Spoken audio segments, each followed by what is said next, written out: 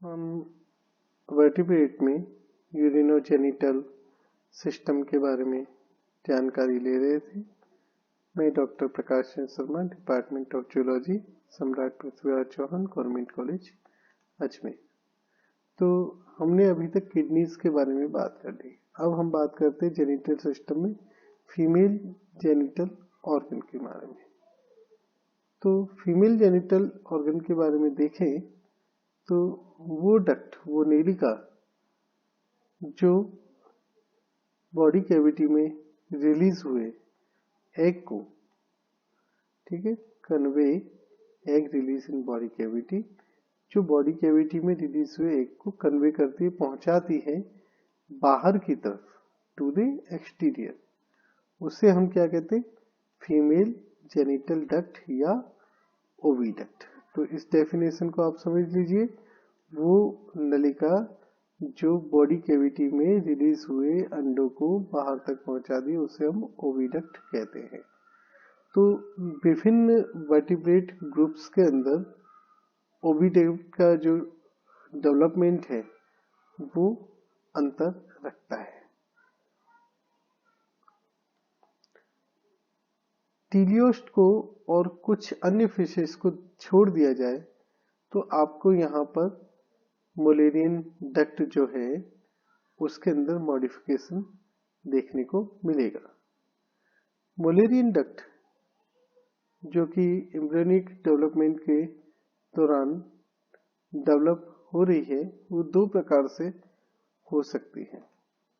First हम बात करें तो इलास्मोब्रैंक यानी कि कार्टिलेजिनस फिश और यूरोडेल यानी कि एम्फीबियन जिनमें पूंछ होती है, उनके अंदर हम देखें तो जो आर्कीनेक्ट्रिक डक्ट है वो लॉन्जिट्यूडनली दो डक्ट में स्प्लिट या विभाजित हो जाती है।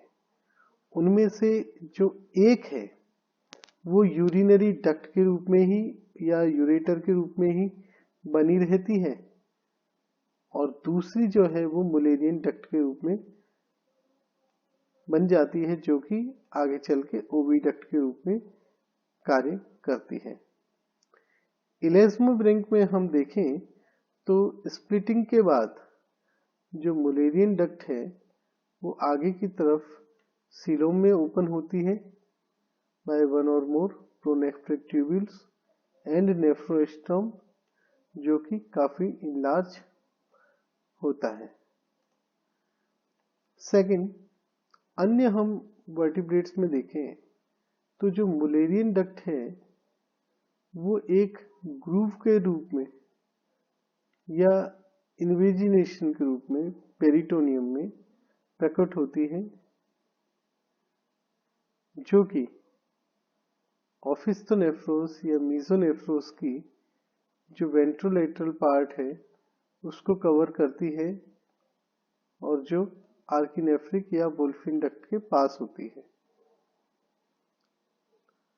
जो इस ग्रूव के, इस खांच के जो किनारे हैं वो एक दूसरे के नजदीक आते हैं और अल्टीमेटली एक दूसरे से फ्यूज हो जाते हैं, और फ्यूज होके एक कंप्लीट डक्ट का, एक कंप्लीट ट्यूब का निर्माण करते हैं, जिसे हम मुलेरियन डक्ट कहते हैं। तो यहाँ पर एक ग्रूव होती है जिसके ये फोल्ड्स अल्टीमेटली एक दूसरे के नजदीक आते हैं और मिलकर के एक डक्ट का निर्माण कर रहे हैं। आगे की तरफ हम देखें खासतौर पे प्रोनेफ्रोस के रीजन में, तो ये जो डक्ट है ये काफी चौड़ी खुली हुई रहती है और इस हिस्से को हम सीलोमिक फनल या ओविड्यूकल फनल भी कहते हैं। कुछ एम्फीबियंस में जो प्रोनेफ्रिक ट्यूब्यूल है और नेफ्रोस्टोम है, ये ओविड्यूकल फनल और interior part of Mullerian duct के निर्माण में काफी इंपॉर्टेंट रोल प्ले करते हैं।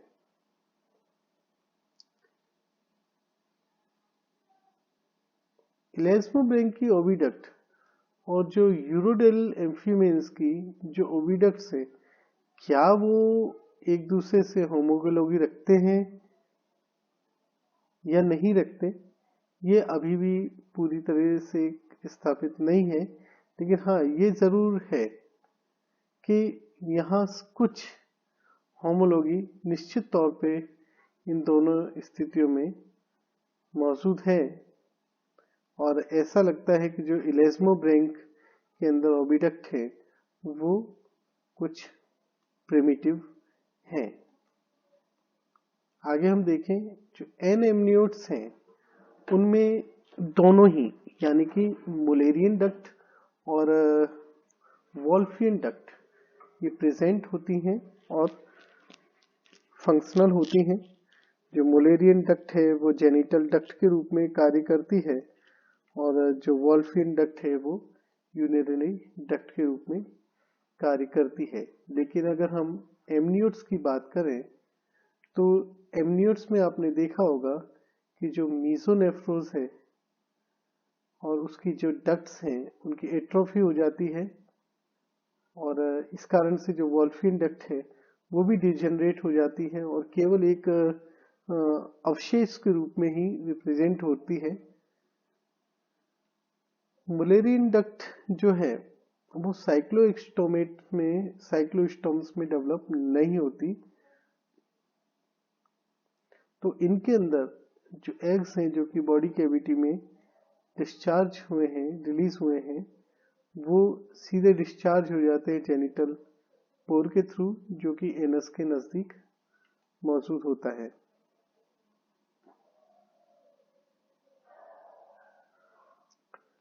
आगे हम देखें, मुलेरियन डक्ट्स जो हैं वो ओविडक्ट, यूटेराई, सेल ग्लैंड आदि का निर्माण करती हैं इलेस्मोब्रेंक, गैनोइड और लंग फिशेस के अंदर। एम्फीबियस में ये जो मुलेरियन डक्ट हैं उनके ओविड्यूकल फनल्स वो एंटीरियरली प्लेस होते हैं और ओविडक्ट होती हैं जो काफी कॉइल होती हैं। इन डक्ट्स का जो कॉर्डल पोर्शन है वो यूटेराइड के रूप में मॉडिफाई होता है। रेप्टाइल्स और बर्ड में देखें तो जो ये मुलेरियन डक्ट है वो ओविडक्ट फॉर्म करती हैं, यूटेराई फॉर्म करती हैं और साथ ही साथ वेजिनी फॉर्म करती हैं, वेजिना। और इनके जो छिद्र है ओस्टिया, ये पोस्टीरियरली प्लेस्ड होते हैं और इनकी फिम्ब्रिएटेड मार्जिन होती है। बर्ड्स में अगर हम देखें तो दो में से केवल एक ही जो ओविडक्ट है वो फुली डेवलप्ड होती है और फंक्शनल होती है। मेमल्स में जो इन्फेंडिबुलम या ओविड्यूकल फनल है वो ओवरी के एकदम नजदीक मौजूद होता है और इसकी भी फिम्ब्रिएटेड मार्जिन यानी कि झल्लरदार मार्जिन होती है। आगे हम और देखें तो इनके अंदर जो दोनों ओविडक्ट्स हैं वो एक दूसरे से अलग रहती हैं, रिमेन डिस्टिंक्ट। बट यूटेराई में यहाँ पर डिफरेंट ग्रेड ऑफ फ्यूजन देखने को मिलता है। प्रोटोथीरिया में अगर हम देखें तो यूटेराई जो है वो सेपरेट होते हैं। मेटाथीरिया में पार्शियली फ्यूज दिखेंगे, लेकिन कई सारे जो अधिकांशतः जो यूथेरियंस हैं उनमें कंप्लीटली इनका फ्यूजन देखने को मिलेगा। मेल्स में भी इसी प्रकार की जो पेयर डक्ट्स है वो फॉर्म होती हैं, लेकिन ओबियसली एडल्ट कंडीशन में ये मात्र एक अवशेष के रूप में रह जाती हैं। यद्यपि कुछ फिशेस के मेल्स, एम्फीबियंस के मेल्स में ये प्रोमिनेंट स्ट्रक्चर के रूप में मौजूद होती हैं, पर अभी भी ये फंक्शनलेस होती हैं। आगे हम मेल जेनिटल सिस्टम की बात करें तो मेल जेनिटल सिस्टम में वो डक्ट जो स्पर्मेटोजोआ के ट्रांसपोर्ट आउटसाइड द बॉडी के लिए जिम्मेदार होती है, उससे हम यहाँ पर देखिए आइदर एक पेयर आर्किनेफ्री डक्ट्स या a pair of Wolffian ducts. formed in connection with kidney. इनका जो ओरिजिनल कार्य था वो क्या था? Elimination of urinary waste, but आगे ये स्पर्म्स के लिए इन्होंने कार्य अडॉप्ट किए। लोअर वर्टिब्रेट्स में फिश और एम्फिबियंस में देखें तो किडनी ट्यूबल्स एंटीरियर पोर्शन की वो एक्सक्रीटरी फंक्शन त्याग देती हैं और सेमिनिफेरस ट्यूबल्स के साथ में कंटिन्यू करती हैं।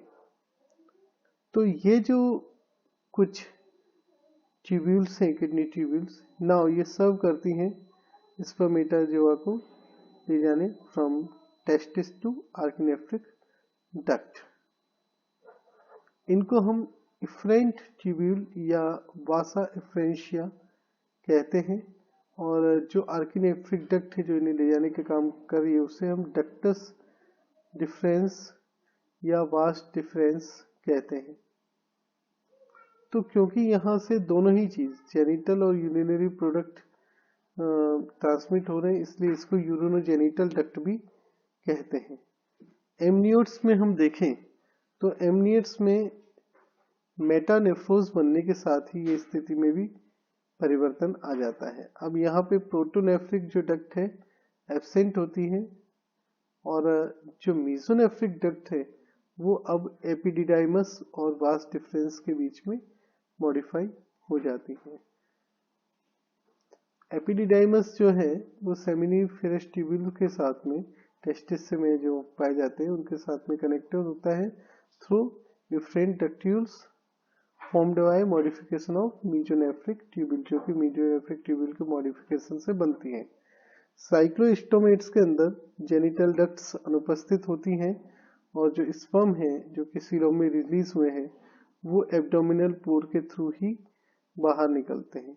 फिशेज और एम्फीबिया में हम देखेंगे तो यहाँ पर टिपिकल कंडीशन जो प्रारूपीय कंडीशन है वो प्रकट होती है, यानी कि इसमें प्रोटोनेफ्रिक या आर्किनेफ्रिक डक्ट मौजूद होती है जो कि यूरिनोजेनिटल डक्ट के रूप में कार्य करती है। कुछ फिशेज के अंदर सेपरेट स्पर्म डक्ट भी डेवलप होती है जो कि प्रोटोनेफ्रिक डक्ट को ज्वाइन कर सकती है उसके बाहर ओपन होने से पहले, या कुछ के अंदर ये इंडिपेंडेंटली बाहर ओपन भी होती है लाइक प्रोटोप्टेनिस में।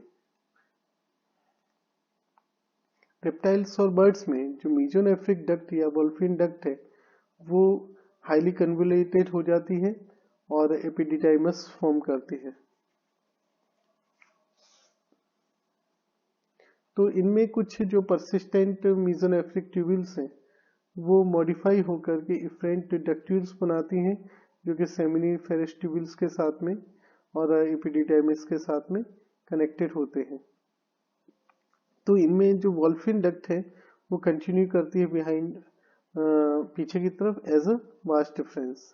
रेप्टाइल्स में देखें तो ये जो वास डिफरेंशिया है ज्वाइन करती है मेटानेफ्रिक डक्ट को और यूरेटर्स को, मेटानेफ्रिक डक्ट और ureter, but in bird there is no relation, यानी कि वास डिफरेंस और मेटानेफ्रिक डक्ट के बीच में कोई रिलेशन नहीं है और दोनों इंडिपेंडेंटली क्लोएका में ओपन होती हैं।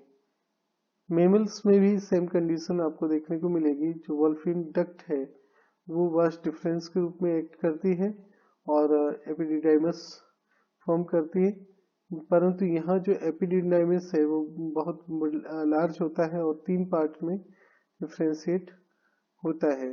जो वाटर वास डिफरेंशिया है और यूरेटर है वो अलग अलग मौजूद होते हैं और ओपन होते हैं इंडिपेंडेंटली यूरेथ्रा में।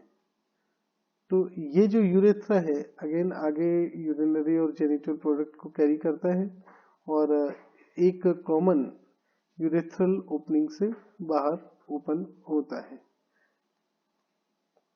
तो ये हमारा टॉपिक यहाँ समाप्त होता है। धन्यवाद।